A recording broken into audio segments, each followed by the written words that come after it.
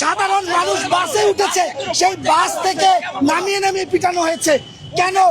এমন এমন রাষ্ট্র কি আমরা কখনো চেয়েছি? দেখেন আমাকে কতগুলো বাড়ি দিয়েছে, শুধু আমি বলেছি আপনি গণমাধ্যম কর্মীর গায়ে হাত কেন দিলেন? এই যে এমন বাড়ি দিয়েছে যে আমি আর হাঁটতে পারছি না, পা দাঁড়ানো যায়। আমরা কি আন্দোলনকারী?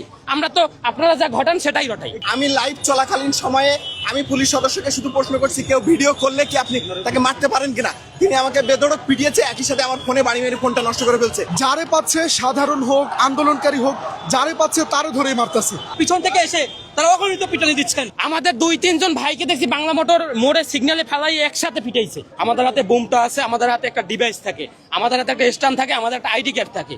তাহলে আপনারা যে এখন বলতেছেন যে আমরা বুঝতে পারিনি, আমরা ব্যবস্থা নিব, আপনারা কয়টা সাংবাদিকদের উপর টর্চার হয়েছে, কয়টা ব্যবস্থা নিচ্ছেন? তারা যারে পাচ্ছে তারে মারতেছে। তো তেমনই একটা বাস যাচ্ছিল এখান দিয়ে, ওই বাসটা রানিং অবস্থায় ছিল, ওই বাসটাকে পুলিশ সদস্যরা আটকে ওই বাসের মধ্য থেকে যারে সন্দেহ হয়েছে তারাই তারা ভিতর থেকে তুলে নিয়ে আসা মারধর করে। এবং কি ড্রাইভার যখন বুঝতে পারে যে বাস থামায় তাদেরকে ভিতর থেকে তুলে আনবে বা তাদের উপর হামলা হবে, ড্রাইভার যখন বাসটা আরেকটু আগায় নিতে দেয়, ড্রাইভারকেও অকথ্য ভাষায় গালাগালি করা হয়।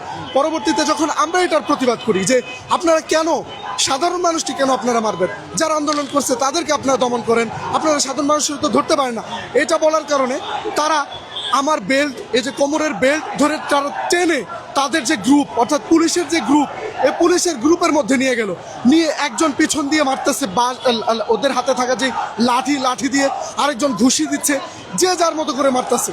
মানে বাঁচাবার কেউ নেই। আমি চিল্লায় বলতেছি যে ভাই আমি সাংবাদিক, আমার হাতে মাইক্রোফোন, অফিসের মাইক্রোফোন, স্ট্যান্ড, ট্রাইপড, আমি বলতেছি যে আমি সাংবাদিক, আমি তো প্রতিবাদ করছি, আমি তো আপনাদের গায়ে হাত তুলি নাই, হামলা করি না, আমাকে কেন মারলেন?